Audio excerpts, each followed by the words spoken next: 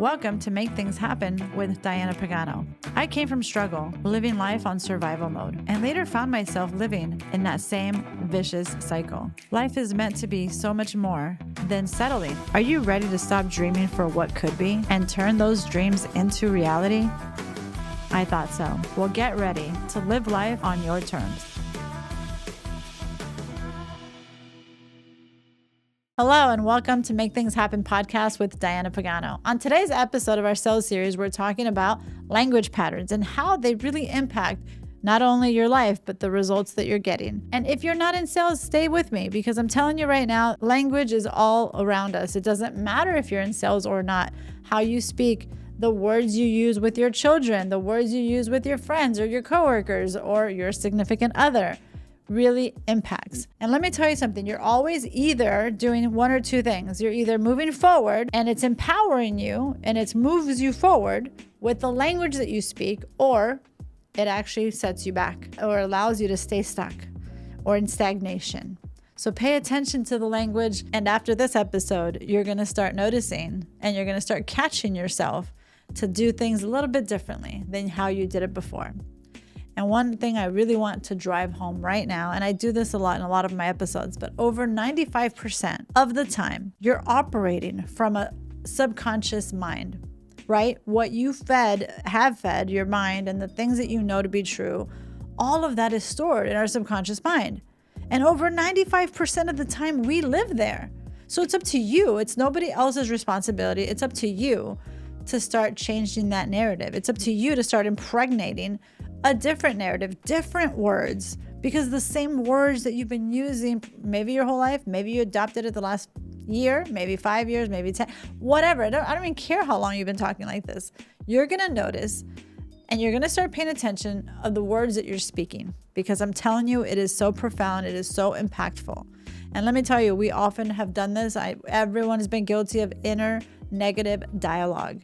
And when you have such inner negative dialogue, words, they're still words that you're saying to yourself, even in silent. The words that you tell yourself impacts your self-esteem, your confidence. We all have this inner conversation with ourselves all the time. It's happening all the time. And you are now going to start paying attention. Or you already know. You're like, yes, I totally agree. Sometimes I catch myself talking to myself and maybe I'm telling myself something positive. Wonderful. Do more of that.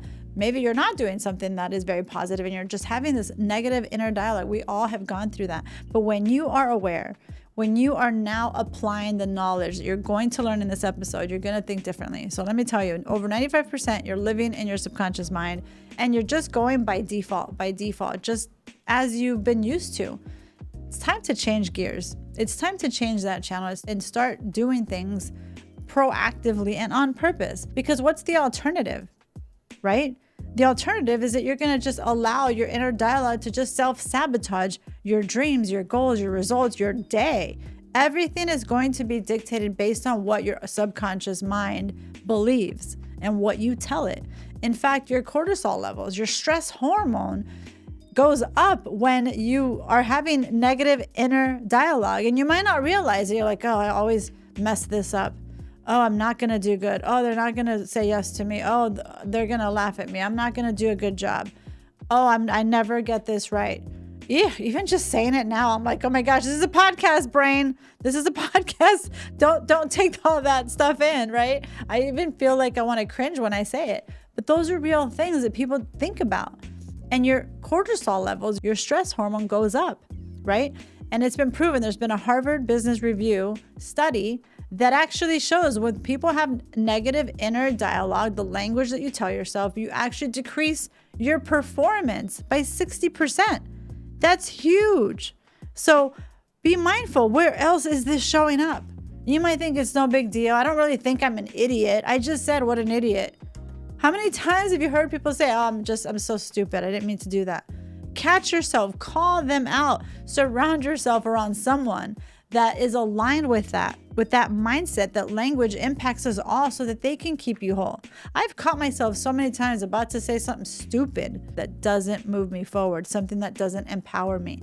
As silly as it is, I've said this many times in other episodes when you say, oh, every time it rains, it pours, it never fails.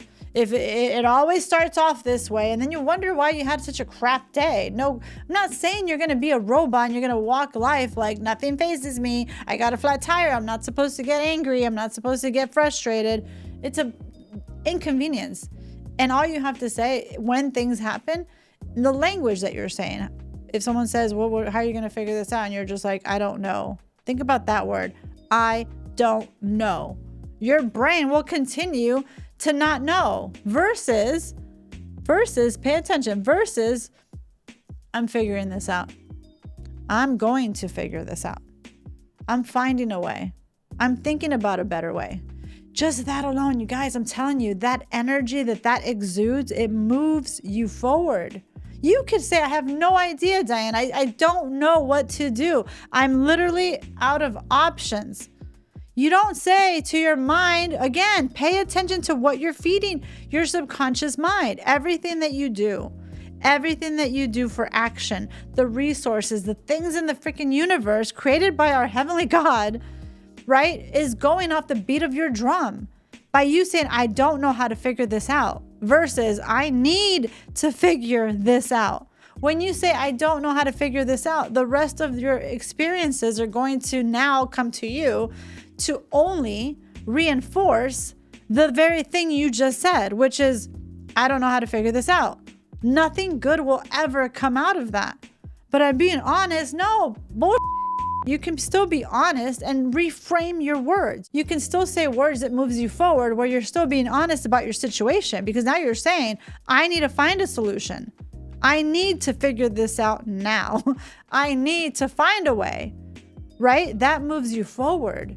When you say, I don't know how to figure this out, this keeps you stagnant. Stagnation, or it actually moves you back, right? So you got to pay attention to what are the things that you're saying. And I know that this episode could probably be like 5 hours, but I just want to have this introductory episode. Whether you're in sales or not, this is for you. So pay attention to how you're speaking.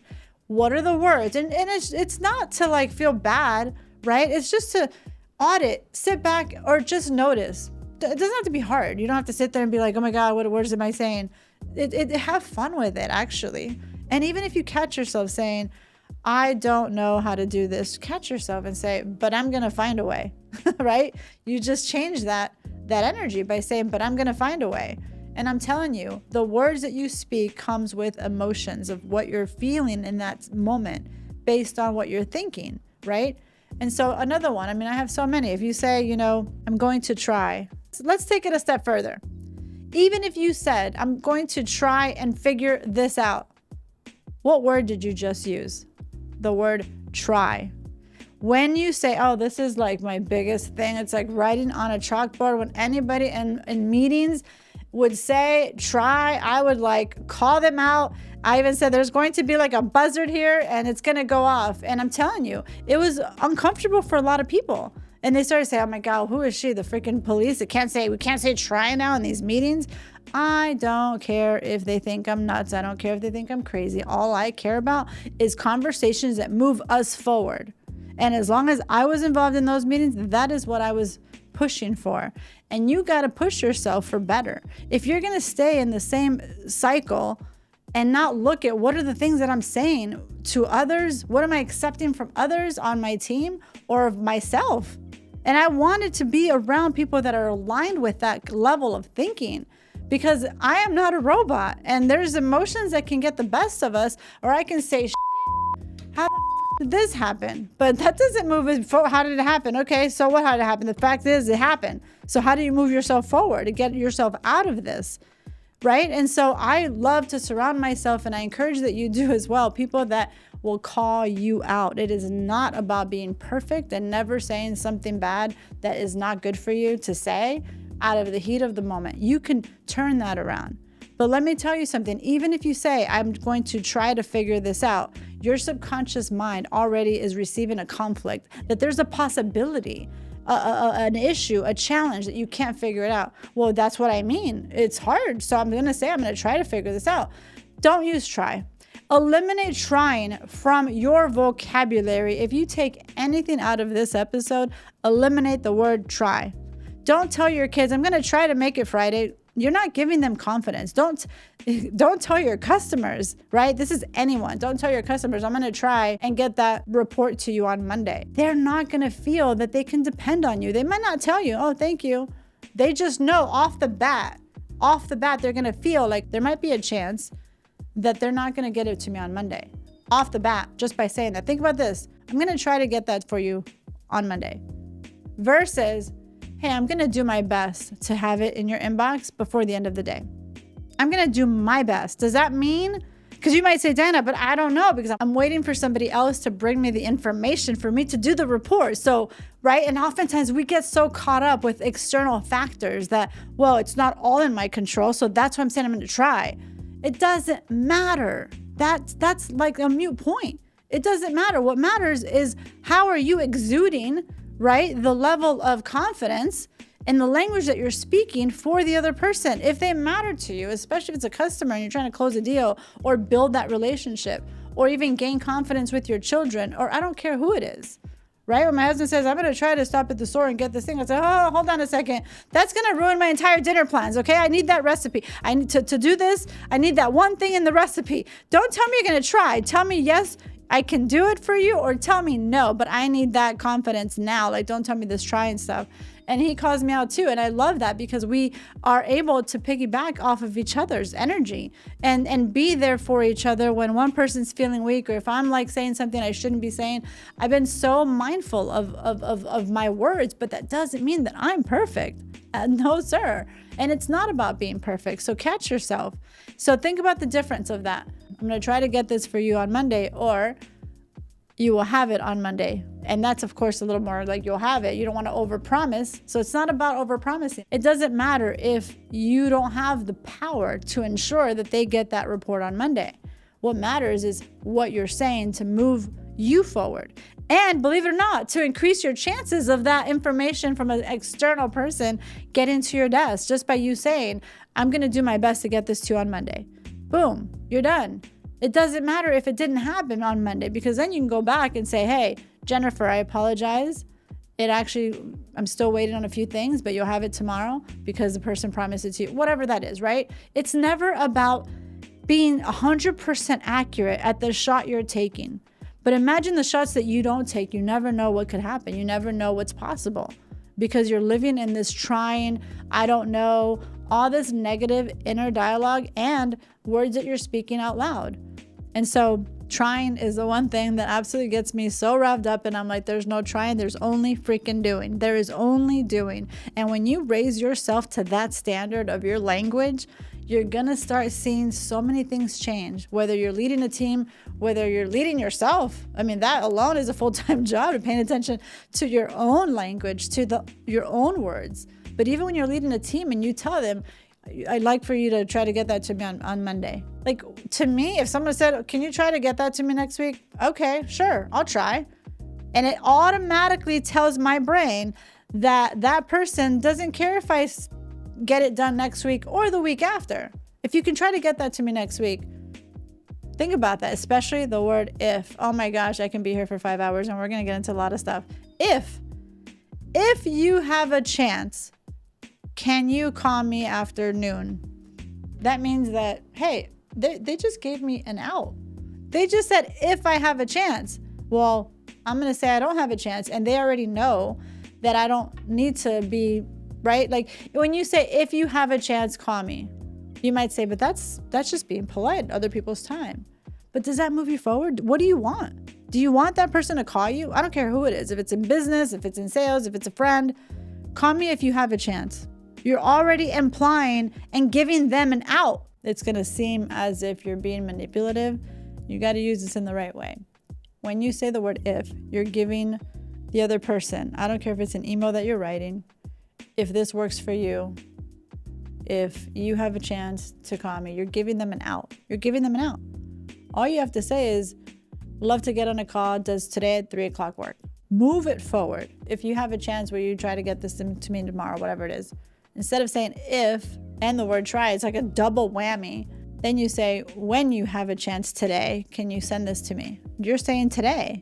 When? It's not a matter if it's going to happen, it's when. right? So when you're talking, okay, gets me so much. I know this is like an episode for a sales series, but I'm telling you, I'm using different examples because it's so valuable. And Make Things Happen podcast is a full circle, whether it's a personal thing, whether it's in business, whether you're in sales or not in sales, it doesn't matter. This episode is so impactful. The language patterns is so impactful on any part of your life. So when you say the word if, it gives the other person an out. It gives them an out. And you might think that's manipulative, it's rude. No, it's not. No, it's not. What do you want? Do you want to secure that meeting with the customer? Do you want to ensure that your kids listen, that they're not going to have a choice? And this is funny, and I say this a lot. Even with my kids, I've taught my kids language patterns, and I'll share with you what my 11-year-old just told me yesterday. And I'll share that in a minute. So when you say if, right, it's like one or the other. So you want to say if, or you want to say give them variety of options when you're looking to move them towards something, right? And even when I say you're trying to do this, it's because there's context behind that for sure. But it doesn't serve you when you say, I'm going to try to do this, I'm going to try to do that, or the team member tells you, I'm going to try to get this done. Automatically, when somebody says, I'm going to try to get this done, automatically, there's already red flags. There's something going on in their mind, in their life, right? That's already telling themselves that there might be a reason they can't get this to me. If they say, I'm going to try to get this done for you, I'm going to try to get this to you, there's obviously, there's something going on. So I'm always like, is there something that could possibly get in the way from you completing this for me? Is there something that could possibly get in the way from you doing this thing on time or whatever? And now you got them thinking. Yes, now you get the truth. Now the gate's open and now you get it all. And they're going to be like, yes, because, this happened in my life, or my sister this, or my daughter that, or my husband that. Like, they're going to just start revealing what's really going on, right? So whether you're talking to a customer, they're like, I'm going to try to review this proposal. And you're like, is there a reason you won't be able to review this before we meet? And they're going to say, yes, it's because I'm leaving out of town, or I have doctor's appointments and it's right before our meeting. So I'm going to try to get this done so that when we meet, I'll be prepared. But now you get to understand that, right? It's going to reveal so much. And it just depends on the scenario, guys. It may not be a big deal whether she reads it or not. It doesn't matter, right? But that's whenever somebody says, I'm going to try, there's always a reason. And when they say, I'm going to try to get this done, even if it doesn't affect anybody but themselves, there's something going on. There's some inner block. There's an inner challenge that they're going through. And that's why they're saying try. And they're only hurting themselves, and even you if you say it, because your subconscious mind will continue to feel a conflict, a challenge. That trying means that tomorrow you can still try, versus I'm going to get this done. I'm going to do my best. Even if you think that I don't know that I can do that. How can I say I'm going to absolutely make this happen? How can I speak with such conviction and confidence when I don't feel that I can make it happen? I feel that I do. It's 50-50 if I'm going to get this done. That's why I'm saying try, Diana, because it's hard. I have all these conflicts and challenges, and that's why I'm saying I'm going to try. I really mean it. I'm going to try. You can say that all you want. But let me tell you something. When you say, I'm going to do my best to get this to you, just that alone, you're going to increase your chances. It's going to go up a few notches. I'm not even try it. You think I'm saying try it. Do it. I challenge you to do it. And even when I say this now, I challenge you to try it. It's very non-threatening, but it's try it. You can or you can't, but do it. All you have to do is try it once, try it twice, and play with it. Play with it. And you're going to surprise yourself. So, there's all kinds of reframing when it comes to language, right? It's just paying attention. If you, especially in emails, start looking at emails that you're getting, and you'll start noticing these language patterns, and you might feel it intuitively. I remember before I learned language patterns, I've been in sales practically my whole background. And I remember just reading emails from customers, or me sending a customer an email and feeling a little bit uneasy when I was like writing something. I'm like, I don't like how I ended that. And I would delete it and I would end it differently. And so you might have some of that already built in. I'm telling you, we are so divinely guided, and sometimes we just don't listen. But you have such answers inside of you. Let me tell you that. Let me just start by saying that here. My next point. And I remember before I learned anything about language patterns, and really it's NLP, it's neuro-linguistic programming. And it just confirmed so much of what I was already doing naturally. And of course, I even got even more knowledge and more aware of like other things that I wasn't paying attention to. And so giving a customer an option, for example, and this I use this with my kids a lot. Do you want to brush your teeth first, or do you want to take a shower? Do you want to take a shower? You want to get them to get ready for bed. So you give them an option, and you want both options to equal something that moves you forward, right? So even when you're talking to yourself and you see a mountain of stuff and you're like, okay, do I want to start with the phone calls, or do I want to start with the report I have to do? And then let your brain kind of guide you. Which one am I going to do, right? It moves you forward. It gives an option that either one you choose is going to be a great one. So when you tell your customer, would you like to read the proposal that I sent you, or would you like to get on a call first? Okay, I'm going to read. She's telling me to read the proposal, so I'm going to read the proposal. I mean, it's almost like magic, because your brain works a certain way. And so when the person on the receiving end receives that, people actually want to be guided more than you think. They actually want to feel a little bit of like, they're telling me what to do, but in a non-threatening kind of way, right? So always pay attention to the different options you're giving them. So if you say, do you guys want Mexican food or Italian? You're not giving them anything else because that's what you want, right? You're like giving them those options. So there's always something to choose. So back to my story, my 11-year-old and my 9-year-old, they're only a year and 4 months apart, so almost 10-year-old. They were making homemade mac and cheese for the first time last night, and they wanted to make it on their own. And they were making mac and cheese on their own. They wanted to make this on their own, and they've been really good chefs lately. They've been making their own steaks, literally by themselves. Yes, supervision, but by themselves. And they love it. And I love it too, because I'm like, oh, I don't have to make dinner. And one day I'll be coming home and they're going to have everything ready. It's amazing. So obviously they're still little. I don't expect that. But they were having fun and they made mac and cheese.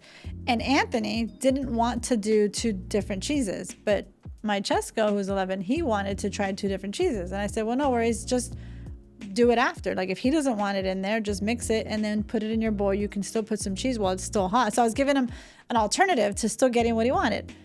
And then I said, so whatever, we did the thing. And then halfway through, or almost through, when it was time to put the cheese, Anthony was in charge of doing the cheese and Chesko was mixing the pasta with the cheese. And I said to Anthony, do you want to put the cheese? Do you want to put the other cheese too? Or do you want to still leave it with just the one cheese with the cheddar and you don't want to mix it with 2 cheeses? And Chesko looks at me and says, Mommy, why did you give him? Because I've taught my kids a lot about language patterns. And he says, Mommy, why did you give him a choice? You're not supposed to give him a choice. You should have just, I said, because I really don't care what he wants. Whichever one he wants, it's his, like, I'm not looking to move him to one direction or another. And it sounds so manipulative. It really does. Now that I'm talking about it, I'm like, I taught my kids this. What are they going to use this back on me, right? But it's not supposed to be a negative thing, right? It's just about how you move conversations forward. Yes, to get what you want. Yes, it could sound very manipulative. If you use it the wrong way, well, then that's your karma to live, not right. But you want to move yourself forward. You want to move others forward. Your words always will shape your reality, whatever the reality is. Like I said before, I'm trying to figure this out versus I need to figure this out. 2 different impacts right there. Just alone feels a little bit more like, wow, I need to figure this out, right? It's still the same thing. You are definitely having an issue and you need to get to the other side and there needs to be a solution. Whether you're trying to figure it out or you need to figure this out, definitely has a different tone. And I think that one of the things that I want you to really understand is that you are influencing yourself, not just in sales and you want to influence a customer, influence your kids or whoever around you. You're influencing yourself. And for you to really pay attention to just mastering that as best as you can. Again, it's not about being perfect. It's paying attention about your own language. You play with it because you have so much going on. There's so much inner dialogue. You can be driving home and thoughts are coming your way and you're having this inner dialogue about something, about anything. Oh, am I going to make broccoli today? Oh, well, Anthony likes it. Chesko doesn't. Boom. Instead of saying, okay, I'm going to make broccoli today with dinner I'm making, and hopefully this time, Chesko is going to like it. So when you say, like, I'm stuck, I'm terrible at this, your brain automatically has to build a case to mimic what you just said. So when you feel stuck or you feel that you're not as confident, or why does this always happen to me? And you're just going on in this negative rant about your circumstance. That's exactly what's going to happen with your brain. You're teaching it. You're basically teaching it, Whether it's true or not doesn't matter. It's what you're saying that's now influencing your subconscious mind. And when you want to break free, all you have to do is change the pattern. That's it. It's not hard, you guys. You just change the pattern. Instead of saying I'm stuck, say how can I get out of this? How can I figure out a way? How can I change this around? How can I change this around? Boom. Lights are going off, flags are being, everything's like around you is like the shifting is starting to happen just by you saying that. Some people think it's creepy. What do you mean things start to shift? Like I'm telling you, it's all in the quantum physics. We live in a frequency in a universe, right? And it's all based on energy, and there's frequencies in the universe, in the life that we currently live. So getting yourself into that state is so much easier when you change your language. When you change your language, you create a shift. And even when you tell yourself, I'm just not that kind of person. I'm just not good at this stuff. You're just boom, you're doomed, you're done. Like you're right? You're just creating, almost attaching that to like an identity-based belief by saying that. So that definitely, not only does it not move you forward, but it's definitely crippling you. That's the epitome of self-sabotage. And when you say, I've never been good in sales, I've never been good at sports, I've never been a good talker, I've never been this, I've always been shy, all these words, cut it out. Even if you feel like you've always been shy, right? You got to interrupt the pattern. You have to start changing those words as often as you feel that you need to, whenever it comes up, or even just be proactive and say, I am the best, boom, whatever it is. I am the best salesperson. I know that sounds like, what do you mean? I'm not. Well, if you want to be in sales, maybe you've seen sales and you're like, I really want to get into it, but I've never been a salesperson. Well, that's why. If you feel in your heart of hearts and you've been telling yourself, I'm not good at sales, I don't like making phone calls, I've always been this way, you're doomed already. You have to change that pattern, and simply by saying, I'm becoming more confident, I'm becoming more social, I'm becoming better on the phone, I'm becoming a better version of myself. You see how those words moves you forward? It doesn't mean that you have to feel like you're perfect and you're like the most confident person, but just by saying, I am overcoming my shyness, I'm feeling more confident, I am exuding more motivation than I felt before. Every day I feel more motivated. But Dana, that's not true. You say it enough, it's going to become your reality. Language shapes your reality. And as I said, frequency. Every word carries frequency. And are you coming from a place of fear or coming from a place of faith, right? Without faith, what do you have? You can't see what tomorrow is going to bring from the fruits of your labor, but you can have faith and say, you know what? This is what I'm doing. I'm showing up in the best version of me. And every language I speak from this point forward is going to move me forward. And if and when that happens, I'm going to catch myself and I'm going to reframe my words that carry a frequency and that creates energy. Guys, this isn't me inventing this. This is real. Your words carry energy. And that energy is going to manifest based on what you're telling yourself, even what you tell others. But most importantly, you have to become really good at influencing yourself, of changing the script. I don't care who you were yesterday or what you believed an hour ago before you joined this episode. Pay attention to your language, and it starts by you training. Train your language. Train yourself to start saying better words. That's it. It's not perfection. Start training yourself for better stuff, for better outcomes. You know, when something goes wrong and you're like, I knew they weren't going to say yes to me. You're calling somebody, they're probably not going to call me back. You just spent time of your day calling that customer and you're saying they're probably not going to call me back. I've already left 5 messages. They're not going to answer right before you even dial. I'm telling you, I can't tell you how many times I've called. I had a beautiful list of people to call, every business I've ever been in, honestly. And when I had the high energy and I'm like, who am I going to get to help today? Right? That changes everything. More people were ready to answer my phone call just because of the frequency that by my language and the energy that came with created a pathway forward.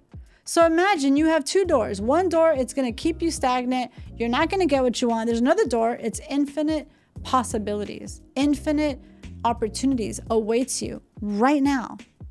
Act delusional. If you think I'm acting delusional, then that's okay. I'll act delusional all day. Guess what?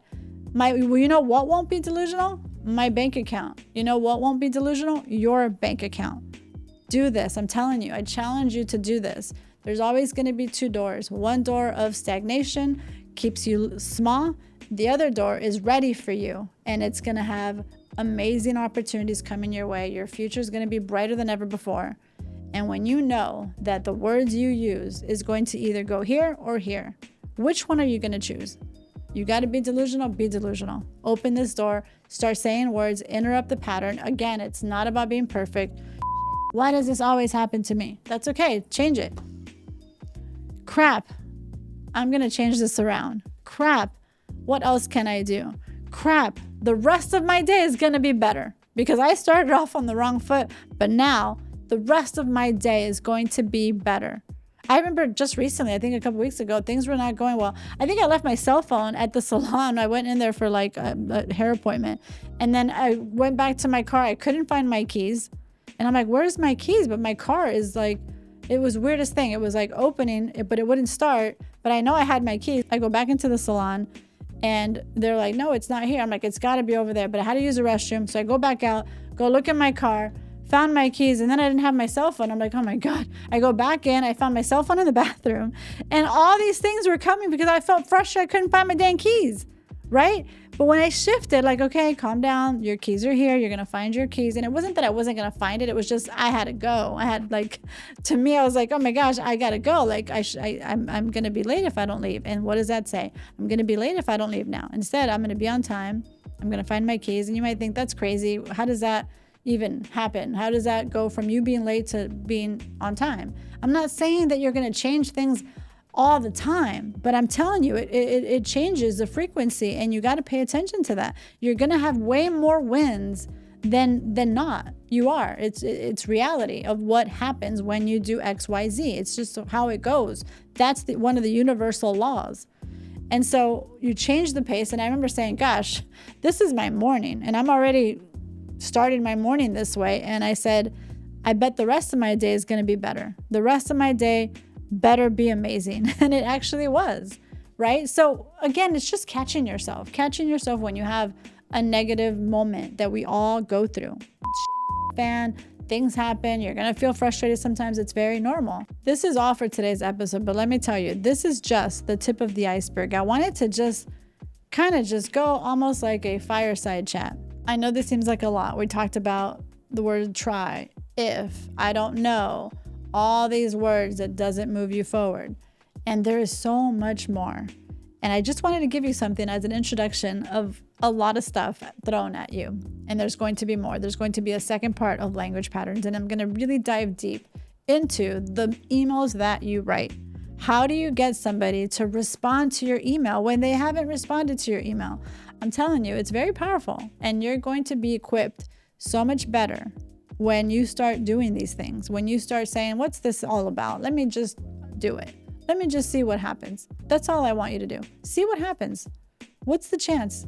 Start changing the language that you speak to yourself. Start paying attention to the people around you. I'm telling you, start paying attention to what words they're using. And most importantly, really, it's about you. What words are you saying? Be about it before you can actually tell somebody, knock it off. Be about it and set the tone for the people in your life. This is how we talk because this moves us forward. I hope you found this episode insightful, and I can't wait to have a part 2 to language patterns because it absolutely will take you to that next level. And we're going to go a lot deeper with it. Make sure to subscribe so that you don't miss the next episode, and please comment below. I'd love to hear from you. What are you now going to do differently? Maybe you've done something already. Maybe you've learned about language patterns somewhere else, and this is like just confirming all the things that you know. I'm telling you, it's going to be a game changer. Stay tuned for the next episode. I can't wait to see you there.